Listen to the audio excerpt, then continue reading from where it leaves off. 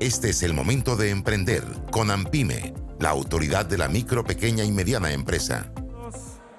Nos acompaña el señor Luis Stein, emprendedor y asesor en innovación, transformación digital, telecomunicaciones y soluciones de software. Actualmente se dedica a desarrollar la colaboración entre corporaciones y startups, ayudando a estas en su proceso de crecimiento internacional y levantamiento de Venture Capital. Fundador de Imagen Lab, el Microsoft Innovation Center de Chile, aceleradora para emprendimientos de base tecnológica, número 1 de Chile y número 5 de LATAM en su momento, habiendo levantado $10 millones en fondos públicos privados para desarrollar innovación liderada por startups en numerosas corporaciones. Luis Stein nos va a hablar de transformando pymes en startups y escalando al siguiente nivel. Fuerte el aplauso para recibirlo. Buenas tardes. La verdad que un placer estar aquí con ustedes. Y mi intención es un poquito inspirarlos aprovechando lo que está pasando en este minuto en nuestra región, ¿no? Como muchos de ustedes, me ha pasado de sufrir durante muchos años para tratar de empujar mis emprendimientos o los emprendimientos a los que he estado apoyando durante bastante tiempo y siempre estaba esta sensación de que realmente en Latinoamérica era muy, muy difícil. Y esto ha cambiado y ha cambiado profundamente, diría casi en el último año. ¿Okay? Y un poco lo que quiero es contarles un poquito, hice una pequeña presentación tratando de reflejar lo que está pasando en este último tiempo. Y entonces, bueno, les voy a contar un poquito este cuento usando Chile como ejemplo, que es donde yo estoy viviendo hace 27 años, aunque soy originalmente argentino, y me tocó trabajar mucho para hacer que este ecosistema de emprendimiento e innovación se empiece a mover en Chile. Y bueno, finalmente empezó a tomar velocidad, como empezó a tomar velocidad en la región. Y hice esto de esta forma, obviamente, pensando un poco en el universo, ¿no? Que en el principio no había nada. Y en el 2010, Corfo hizo Startup Chile. Startup Chile es la aceleradora que hizo el gobierno de Chile o la Agencia de Desarrollo de Chile. Y realmente fue 1 o 0, ¿no? Es decir, realmente es cuando empezó a formarse el ecosistema. Antes de eso, simplemente había algunas universidades que tenían incubadoras y trataban de hacer que los alumnos tuvieran mentalidad emprendedora. Pero la verdad es que la aspiración de los chilenos era ser gerentes de un banco. Y los papás le pagaban la universidad para que sean gerentes de un banco. Ese era el sueño, ¿no? En ese minuto yo era presidente de la Asociación de Software de Chile y el primer premio formal que recibió Startup Chile se lo dio mi asociación porque yo estaba muy sorprendido de lo rápido que se podía cambiar la cultura y que los chicos empiecen a tener la aspiración de ser emprendedores y no de ser los gerentes de un banco. Esto es un poco mirando para atrás Startup Chile. En 10 años se generaron 2.000 startups, la mitad de esas todavía están activas y están valuadas en $2.000 millones. Es decir, si eso no es crear valor, y tenemos un ejemplo muy lindo, en 40 años de mucho esfuerzo, Corfo, la misma agencia de desarrollo, ayudó a que se hiciera la industria del vino en Chile. Es decir, es bastante famoso el vino chileno en el mundo y tomó 40 años que sea una industria de 1.5 billones. En este caso, en 10 años, ya son 2 billones solo de los emprendimientos de Startup Chile. Es muchísimo más este monto cuando uno considera todos los otros emprendimientos. Como no alcanzaba con hacer una aceleradora, porque hay que ir siguiendo las distintas etapas de madurez en el ecosistema. Después de que empezó a haber deal flow, es decir, empezó a haber emprendimientos invertibles, era muy difícil conseguir dinero en Chile. De hecho, en esa época me acuerdo que invitamos a dos, para nosotros, gurúes de Silicon Valley, un mexicano, bueno, sí, era un mexicano y un gringo hijo de cubanos, y vinieron a Chile. Nos encerramos 2 días en un lugar para eventos a 2 horas de Santiago. Hicimos un masterclass en Early Stage Investments. Empezamos a generar un idioma en común entre las aceleradoras, las incubadoras, las universidades, Corfo y los fondos de inversión, para que nosotros preparáramos emprendimientos que después fueran invertibles por los fondos, que los fondos entiendan nuestro lenguaje, y eso hizo que realmente el tema se pudiera impulsar. Y Corfo de vuelta hizo un trabajo espectacular y generó fondos de apoyo a los fondos de inversión. Hoy en Chile tenemos operando 5 fondos de los fondos de etapa temprana. Ese 3-1 que dice ahí se refiere a que por cada dólar que pone el fondo, Corfo pone $3.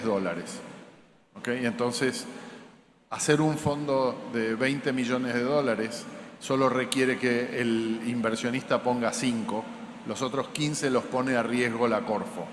¿Okay? En forma de préstamo súper blando, pero en caso de que vaya mal, no hay que devolvérselo. Entonces, realmente lo que hace es reducir drásticamente el riesgo, y eso hizo que puedan empezar a ver este tipo de fondos, porque antes lo que había no era venture capital, era private equity, y realmente no estaban asumiendo el riesgo necesario. Además, hay 14 fondos FT que son 2-1 y 7 fondos 1-1. Y gracias a esto, hoy hay un montón de fondos que no quieren las limitaciones y la burocracia que obliga a enfrentar a hacer un fondo con el gobierno. Entonces ya hay un montón de fondos que no quieren la participación de Corfo. Pero esto jamás hubiera empezado tan rápido si no hubiera estado el impulso del gobierno de bajarle el riesgo a los inversionistas que se estaban metiendo. Gracias a todo este esfuerzo, y esto estoy hablando prácticamente es decir, en los últimos 12 meses, Chile fue de 0 a 4 unicornios. Tenemos un ecosistema que vale más de 10.000 millones de dólares. ¿Okay?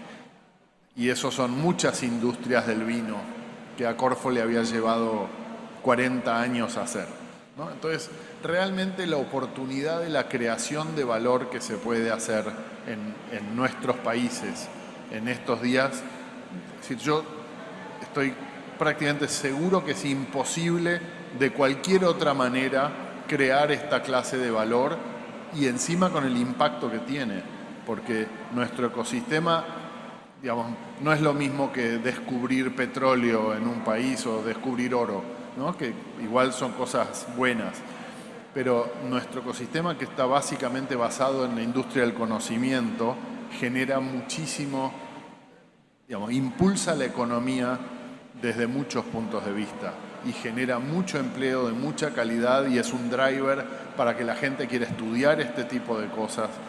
Entonces, no simplemente genera valor en los que están haciendo esto, sino que tira para arriba toda la economía del país.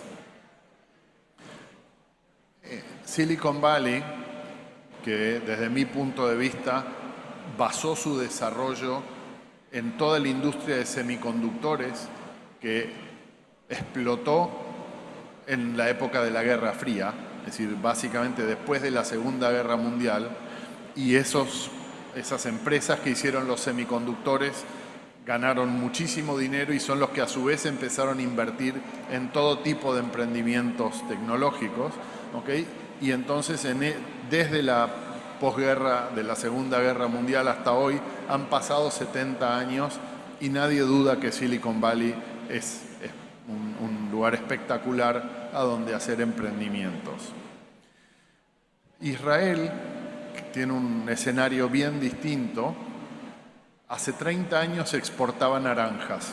A ellos les gusta decir que exportaban agua envasada en naranjas. Y esa era su principal exportación. Y en algún minuto se dieron cuenta que tenían millones, realmente millones de inmigrantes, y muchos de ellos eran gente súper culta. Habían venido muchos emigrantes de Rusia y tipos con PhDs pasaban sus días lavando copas en bares porque no había empleo para ellos. Y así Israel decidió armar todo un sistema de aceleradoras que a lo largo del tiempo fue convirtiendo todo ese talento en emprendimientos. Hoy, más o menos, la matemática es así. Israel invierte $300 millones al año en su ecosistema de aceleradoras y todos los años tiene $10.000 millones de exits. Hay eventos de liquidez por $10.000 millones y más del 60% de eso es inversión extranjera directa. ¿Okay? Y Israel es un país muy pequeñito, en un lugar súper hostil desde el punto de vista climático de la tierra y de sus vecinos, ¿no? Es decir, realmente es una cosa que nuestros países pueden perfectamente abordar con las condiciones que tenemos. Latinoamérica en este minuto está viviendo lejos su mejor momento, ni que hablar desde nuestro punto de vista, ¿no? Hoy tenemos 43 unicornios. Es decir, eso, si lo piensan, era impensable hace unos años. Es decir, Argentina era el que más tenía como 6 o 7 unicornios, Brasil tenía algunos pocos, Chile tenía un unicornio medio tecnológico, que es esta empresa que hace las piscinas, las piletas más grandes del mundo, pero andaba por ahí nomás. Pero hoy realmente ya es una cosa razonablemente normal poder generar un emprendimiento y hacerlo escalar a llegar a valores significativos. Y no es 1 en 1 millón, como era antes. Estos son los 50 que llaman Sunicorns, que es básicamente las empresas que van bien encaminadas a convertirse también en valuaciones del orden de los $1.000 millones. Como les decía antes, jamás hubo esta capacidad de crear valor a esta velocidad en Latinoamérica y todo el dinero que es necesario para financiar esta creación de valor. Porque tenemos una industria que es muy particular. Es decir, cuando nosotros logramos agarrar un emprendimiento y lo podemos convertir en una startup y vamos a llamar a esa diferencia la capacidad de crecer exponencialmente y de abordar mercados globales, entonces podemos llevar lo que considerábamos una pyme normalmente, que era una empresa que generaba valor para sus dueños, para sus empleados y para sus clientes, hoy puede escalar, ser una empresa global y alcanzar valuaciones que antes eran impensables para todos nuestros empresarios locales. Era una cosa que solo podía pasar en otras regiones, no en la nuestra. Créanme, hoy he fundado y he manejado una aceleradora. Nuestro foco cuando armamos Imagine Lab en Chile fue ayudar a que pudieran escalar y nuestro sueño era generar muchas empresas del orden de los $10 millones de evaluación. Y eso funcionó muy bien y creamos muchas de esas. Hoy yo estoy enfocado en acelerar algunas de esas que tienen la capacidad de realmente escalar y estoy trabajando con una en particular que en un ratito les voy a contar un poco sobre ella, que tiene toda la capacidad y muchas perspectivas de convertirse en un unicornio. Mi punto que estoy tratando de hacer, creo que Panamá tiene una oportunidad espectacular y es que básicamente toda esta región de Centroamérica es un diamante en bruto. Tiene mucho talento y ese talento yo creo que todavía no ha sido explotado de la manera que se puede explotar. Y un poco quiero invitarlos a que vean cómo pueden hacer escalar sus emprendimientos para que puedan aspirar a generar valor en el tipo de magnitud que lo están generando estas empresas. Y si antes teníamos alguna duda, ya no la tenemos, ya sabemos que eso perfectamente se puede hacer en Latinoamérica. Acabamos de tener la semana pasada una reunión de las 7 asociaciones de Venture Capital de Latinoamérica.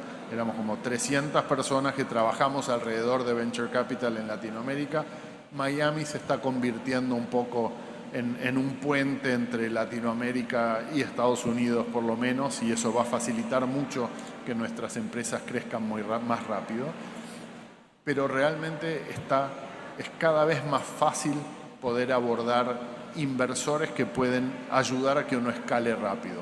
Uno solo tiene que tener una buena oportunidad, un buen equipo para llevarlo a cabo y obviamente acceso a este capital, que era lo más difícil y ahora está cada vez más fácil.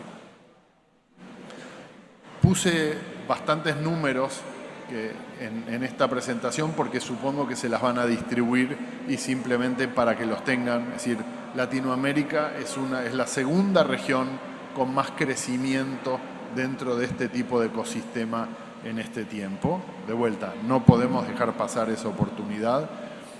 Y además, eso está diversificado. Antes eran las fintech las que escalaban, o algunas empresas en particular. Ahora está mucho más diversificado cómo está distribuido el tipo de emprendimientos que están pudiendo escalar. Estos son algunos números que estábamos viendo justamente en esta reunión en Miami, ¿no? Pensando en usar a Miami como un puente para Latinoamérica para llegar al mundo. De vuelta, no voy a entrar en detalle, pero créanme que la oportunidad está ahí para agarrarla como nunca estuvo antes y depende de nosotros el que tengamos esta visión de poder hacer las cosas como pueden escalar. Si miran un poco este mapa que distribuye un poco de estas startups de Latinoamérica que pueden escalar a través de Miami, no sé si alcanzan a ver ahí, pero en Centroamérica y el Caribe es 0%. ¿Okay? No estamos contribuyendo a eso. Por eso yo digo que es un diamante en bruto. Yo creo que está el talento. He estado hablando, es decir, llevo bastante tiempo acompañando a Roberto en Escala Latam y demás. Yo sé que está el talento. Es simplemente encontrarle la vuelta para juntar ese talento con el capital y poder hacer que estos emprendimientos escalen.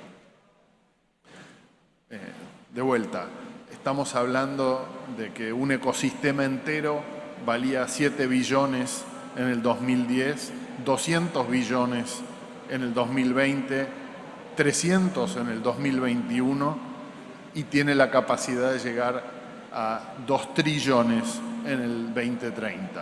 Es decir, realmente, si uno elige no participar de esto, yo no puedo entender por qué. Está todo ahí para que podamos accederlo.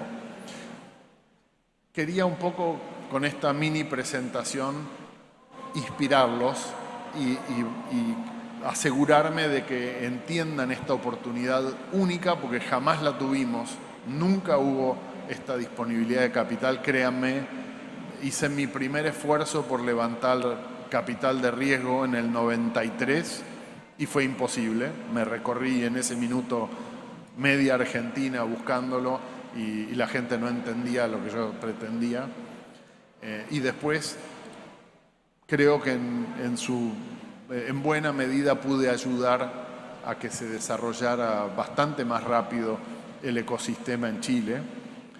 Y hoy estoy puntualmente dedicado a ayudar a algunos emprendimientos a escalar y me encantaría contarle algunos cuentos de estos emprendimientos que realmente no tienen nada que ustedes no tengan, ¿no? Mi emprendimiento más lindo en este minuto se llama The Live Green Co. Y esto es una pareja de la India que decidió hacerse 18.000 kilómetros en un avión y venir a emprender a Chile. gente de orígenes muy, muy humildes, pero muy, muy capaz. La CEO de la compañía se llama Priyanka. Ella trabajaba en retail, en Target, que es uno de los grandes retailers de Estados Unidos, pero en la oficina de la India, y trabajó muchos años en esa compañía y se dio cuenta que tenía ganas de emprender. El marido es un emprendedor, que este ya es su tercer emprendimiento, y él le insistió hasta que logró que pudieran emprender juntos y decidieron que iban a intentar aprovechar algunos conocimientos muy buenos que había en la India. Ellos encontraban que no había suficiente información o disponibilidad de productos basados en vegetales, ¿no? Y con toda esta onda que hay en el mundo, que la gente quiere dejar de comer carne y quiere comer más sano, decidieron enfocarse no tanto en reemplazar a los animales dentro de la comida, sino como sacar todos los químicos multiprocesados. Y decidieron hacerlo, digamos, hay muchas compañías que están usando inteligencia artificial para desarrollar nuevos componentes y hacer productos. Ellos decidieron hacer un camino distinto. Se fueron y vieron en la FDA, en Estados Unidos hay una lista de 7.000 insumos químicos multiprocesados, aditivos que se les ponen a alimentos como conservantes y con distintas propiedades. Y entonces ellos decidieron que iban a reemplazar esos 7.000 aditivos que se usan en la industria de alimentos. Muchos de esos aditivos todos tenemos clarísimos que son muy poco sanos, y ellos se decidieron a, por un lado, primero demostrar su tecnología haciendo alimentos sin sellos. No sé si aquí está eso.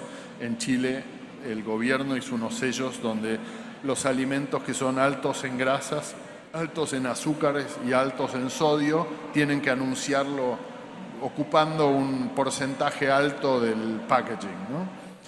Entonces ellos se decidieron hacer alimentos exclusivamente sin sellos, tienen que ser muy saludables, y no solo eso, la idea es ayudar a reformular los alimentos para sacarle estos químicos multiprocesados, que hay mucha gente que está convencida que son una importante causa de muchas de las enfermedades que tiene el mundo. Comenzaron haciendo panqueques, una mezcla de panqueques y hamburguesas, y es una mezcla seca que uno le agrega agua y con eso puede hacer sus hamburguesas o sus panqueques, y tienen distintos sabores tanto de panqueques como de hamburguesas, y con eso demostraron que su motor, su tecnología, que usando esta mezcla entre inteligencia artificial y las sabidurías ancestrales de distintos países, podían facilitar mucho la formulación de estos nuevos alimentos. Y ellos, por ejemplo, como son de la India, tomaron toda la sabiduría de Ayurveda, que tiene mucho mejor dominio del uso de los componentes vegetales que la ciencia actual. Hoy la ciencia normalmente está ocupando como 1% de los 450.000 vegetales disponibles para usarlos como componentes en los alimentos. Ellos ya están usando como el 15%, y se trajeron toda esta información de la medicina china, como digo, de la Ayurveda, están buscando cosas en Japón.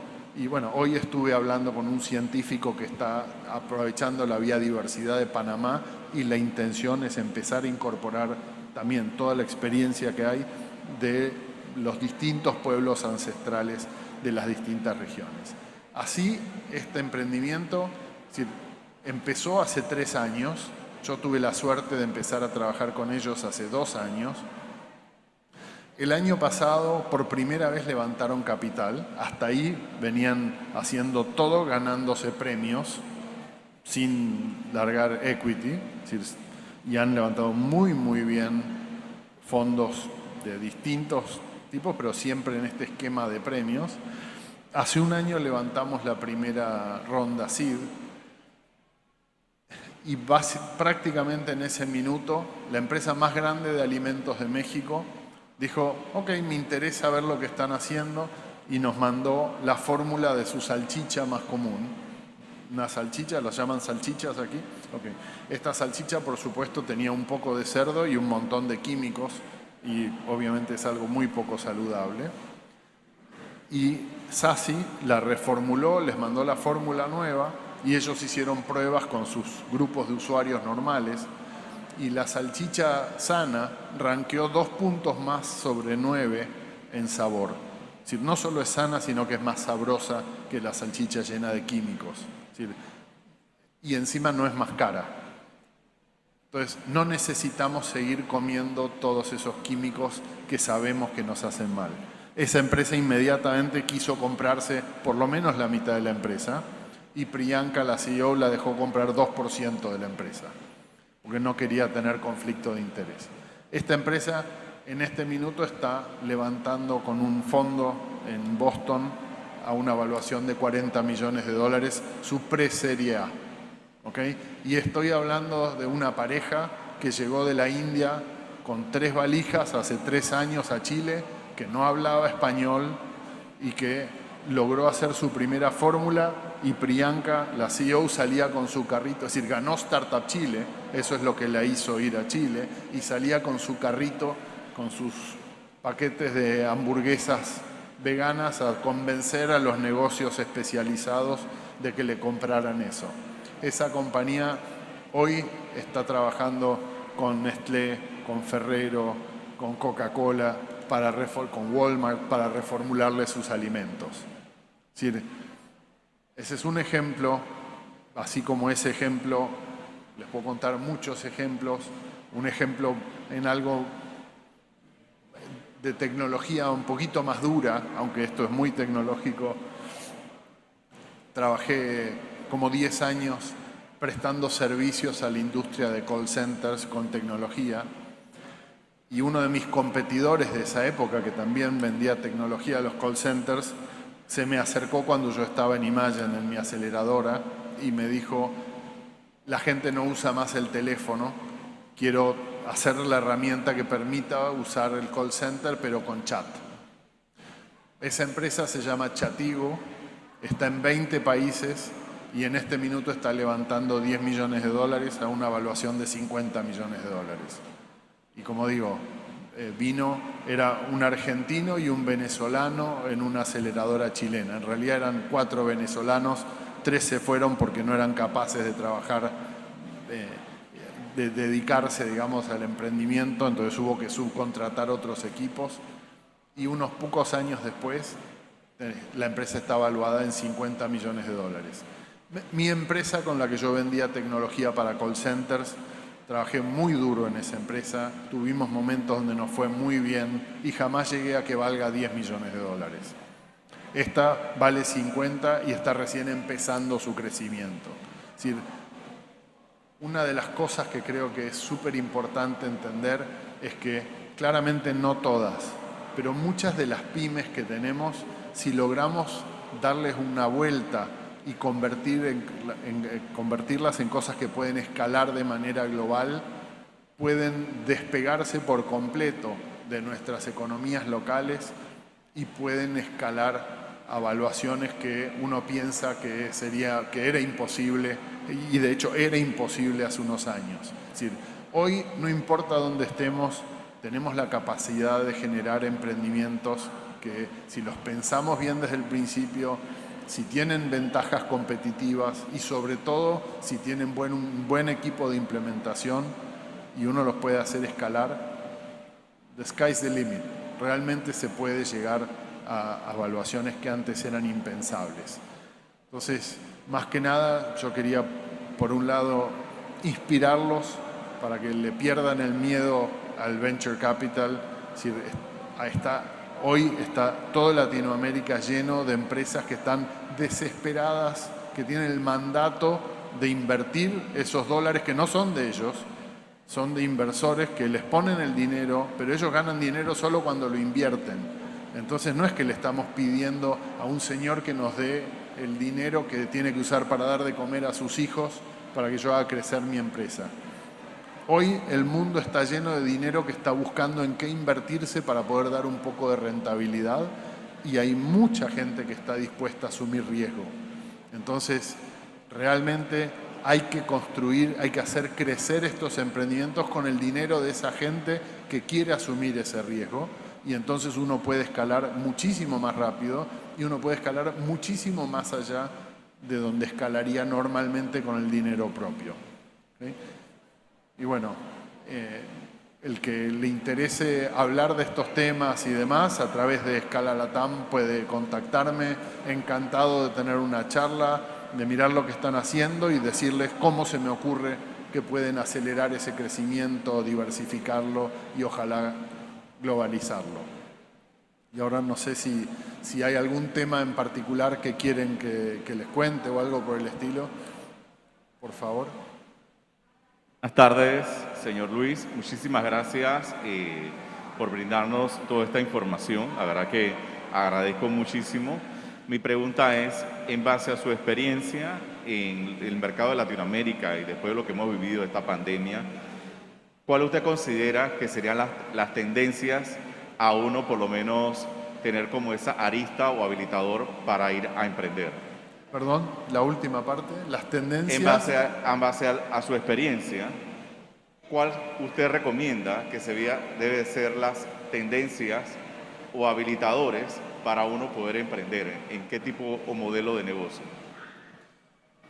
La verdad es que no hay una limitación, ¿no? Es decir, antes era mucho más fácil hacer escalar una fintech que otro tipo de empresa, ¿no? Yo les acabo de contar un cuento de una empresa de alimentos, que en realidad no es una empresa de alimentos, es una empresa de tecnología que usa la tecnología para producir alimentos. ¿Okay? Otro emprendimiento con el que estoy trabajando es de Monterrey, México, y es una empresa que hace biofertilizantes. Y en realidad hoy es una pyme. ¿Okay? Es un señor que tenía experiencia porque trabajó en Coca-Cola como 15 años y cuando salió de Coca-Cola se compró una pequeña farm, un rancho, digamos, como le dicen en México, una estancia pequeña, y lo hizo producir y aprendió muchísimo de cómo utilizar fertilizantes naturales. Y decidió hacer un producto en base a esos fertilizantes. Bueno, resulta que si hoy miras los biofertilizantes que hay disponibles en el mundo, son empresas que han sido invertidas cientos de millones de dólares y tienen un producto no tan competitivo. Y este señor, la empresa esta se llama Biogea, ha logrado desarrollar una micorriza, que es un hongo, con 2 bacterias, lo estabilizó de forma tal que no necesita refrigeración, que sí necesita la competencia, y su producto es más barato y rinde mucho mejor. Y de vuelta, estoy hablando de un señor sentado en Monterrey, México, ¿okay? Y hoy su principal mercado es California. Y realmente está en el punto donde simplemente la limitación que tiene es terminar de resolver sus patentes, mejorar un poquito su facilidad de fabricación y desarrollar mejor la comercialización. Pero esa empresa no tiene techo. Es decir, esto es orgánico, se acaba de ganar un premio porque lo que hace básicamente esto es que crezcan, se desarrollen mucho mejor las raíces de los vegetales que usan esto, y pueden ser árboles, pueden ser prácticamente todo tipo de cultivos, y capturan muchísimo más carbono. Entonces se ganó un premio por la captura de carbono adicional de las plantas que tienen sus fertilizantes. Pero ese tipo realmente está revolucionando, de vuelta, desde Monterrey, México, los fertilizantes a nivel mundial. ¿Okay? Entonces, hoy no es tanto en qué industria me voy a meter, es simplemente buscar un segmento donde haya oportunidades, que haya un gran mercado y desarrollar un equipo que sea capaz de implementar una solución muy bien hecha. Y más importante que la idea es cómo implemento la idea. ¿Okay? Y si uno junta esas cosas, hoy no es más difícil, es decir, antes era muy difícil contar con el capital, hoy ya no es difícil contar con el capital. Hay que aprender a presentarlo bien y por eso, bueno, tenemos instituciones que nos ayudan a ver cómo presentarlo bien y, bueno, ojalá uno lo pueda financiar, pero no hay más segmentos determinados. Buena, una pregunta. ¿Cómo podemos invertir en una de su institución? ¿En qué capital, en qué se basa para poder tener una buena inversión? Es decir, si uno quiere invertir, puede uno buscar emprendimientos donde invertir directamente o hacerlo a través de un fondo que sepa elegir en qué invertir. Obviamente tiene mucho más riesgo si uno invierte de forma directa, porque uno sabe que un cierto porcentaje de los emprendimientos o va a fallar o no va a escalar como uno quisiera. Entonces, lo que yo hago es yo me involucro personalmente, entonces yo sé exactamente cómo están trabajando y decido en cuáles involucrarme en base, más que nada, a cómo es el equipo, ¿no? Entonces, si uno tiene esa capacidad de involucrarse, ojalá buscar cosas donde uno pueda aportar valor. No es solo llegar a invertir, ¿ok? Y voy a dar un ejemplo. No sé, si yo soy un mecánico, entonces por ahí puedo buscar un emprendimiento relacionado con la movilidad, porque yo voy a saber analizar bien si lo que me están diciendo tiene sentido, voy a poder ayudarlos a conectarlos con distinta gente del ecosistema. Es decir, mi recomendación es tratar de invertir en cosas que uno conozca y donde uno se puede involucrar, porque eso mejora muchísimo las chances de éxito de que uno elija bien las inversiones. Cuando yo me fui de mi aceleradora, me llevé equity de 10 emprendimientos que habían sido muy cuidadosamente elegidos y habíamos trabajado muy duro con ellos para que entiendan la magnitud. Nosotros hacíamos 2 camadas al año y en cada camada normalmente recibíamos 500 propuestas.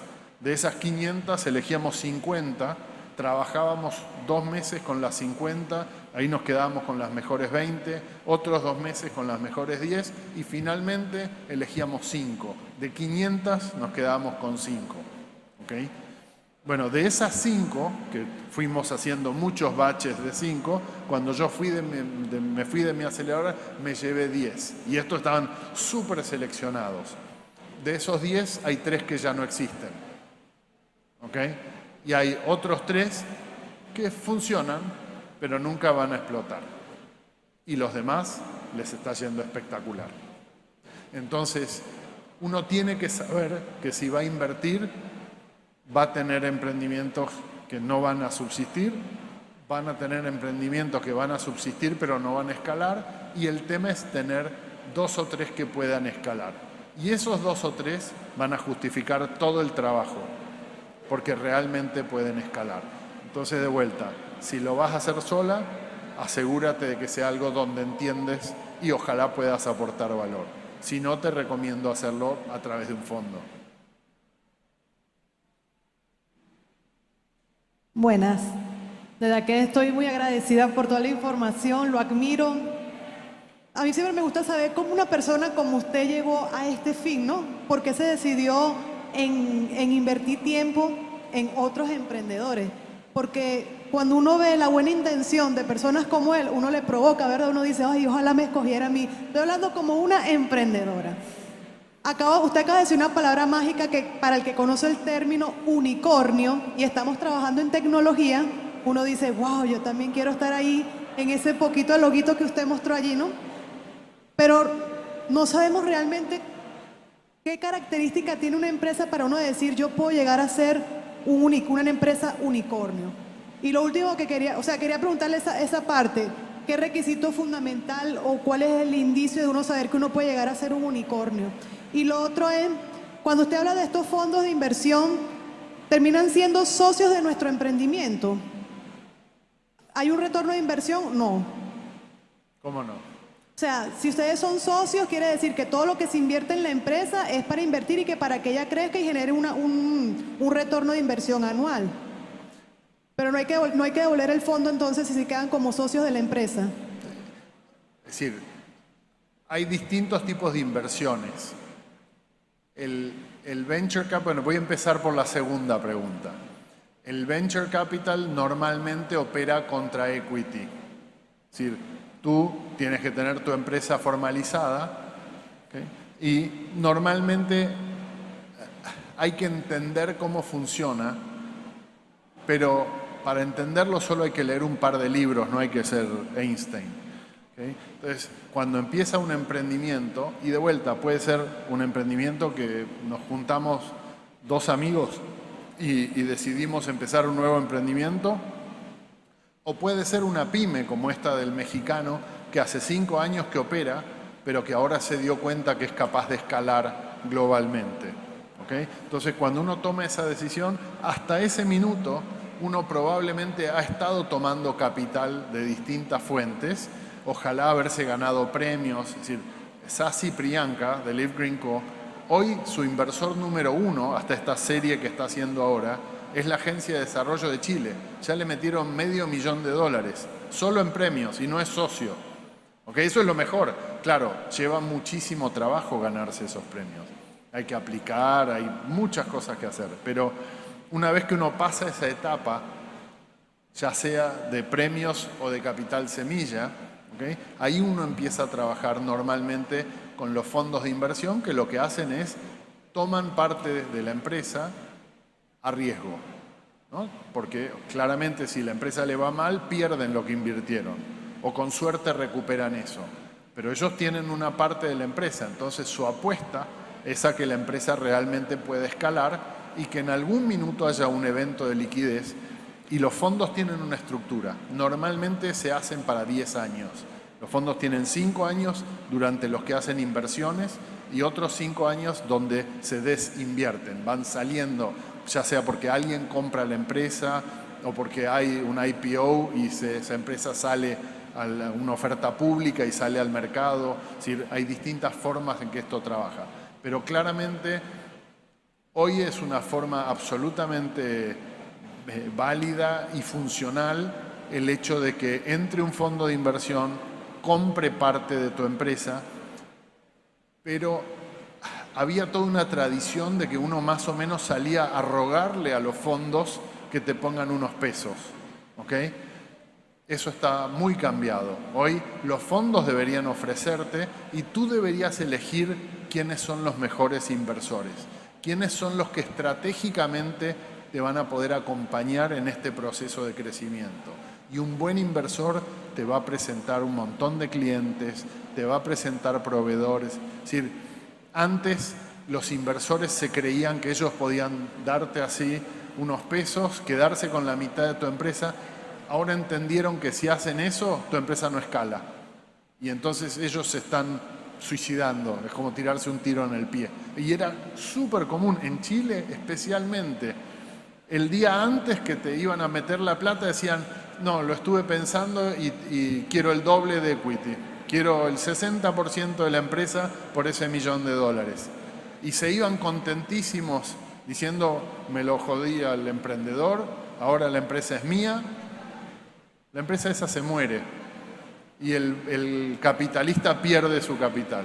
En cambio, si hacen bien el tema, y ya se sabe cómo es hacerlo bien, van a apoyar a ese emprendedor, nunca van a tomar, por ejemplo, normalmente uno empieza con dinero de lo que llaman las 3 Fs, Family, Friends and Fools, ¿no? Amigos, familia y tontos. Uno usa ese dinero y llega hasta poder empezar a recibir capital semilla, que a veces viene del gobierno, a veces viene de privados, a veces viene del BID, de multilaterales, y normalmente de ese capital semilla uno llega a una serie A. En esta serie A normalmente se formalizan una serie de cosas, ya no son como préstamos con opción a acciones, sino que ya se hacen en equity. Y hoy una serie A para una empresa latinoamericana en Estados Unidos más o menos es de orden de magnitud de unos $10 millones. Y de ahí normalmente uno hace una serie B y del seed a una serie A es normal que pasen 12, 18 meses. Y después, 12, 18 meses después, uno puede hacer una serie B. Y una serie B puede ser perfectamente del orden de los, qué sé yo, 50 millones de dólares. Y yo sé que son números que hoy a nosotros nos suenan como algo fabuloso, inalcanzable. Lo hicieron ya 5 empresas de Chile. Y no hay nada que esas empresas de Chile tengan que ustedes no tengan. Simplemente el pensar que uno lo puede hacer. ¿Okay? Y la primera no será una serie A de 10 millones, será de 3. Perfecto. ¿Okay? Entonces, ya está bastante claro cómo es ese camino de levantar fondos. Hay que animarse a recorrerlo. Hay que juntarse con los socios correctos que nos puedan apoyar. Ojalá socios lo más distintos posibles a nosotros. Es muy común decir, se juntaron 3 compañeros de tal universidad y juntos hicieron todo. Sí, pero los 3 saben lo mismo. Hay que tratar de agarrar gente súper distinta, ¿okay? Que traiga distintos conocimientos y con eso armar el equipo. Y creo que tú me habías preguntado, digamos, qué hay que buscar para poder hacer un unicornio. Y la respuesta es facilísimo. Hay que buscar cualquier oportunidad que tenga mucho mercado y que nosotros tengamos la capacidad de abordarlo. Recién les hablé de una empresa de alimentos o una empresa que hace tecnología para los alimentos. El mundo está lleno y sin embargo ninguna estaba haciendo lo que está haciendo Live Green Co. Y es increíble. Y es una pareja de la India que se fue a la otra punta del mundo, a Chile, y que ahora están viviendo en Boston. No tiene limitación. Y el otro es un mexicano haciendo biofertilizantes o un argentino haciendo una solución para call center. No hay una cosa en la que se puede hacer. Hay que buscar una buena oportunidad, asociarla a un buen equipo y que tenga buen mercado.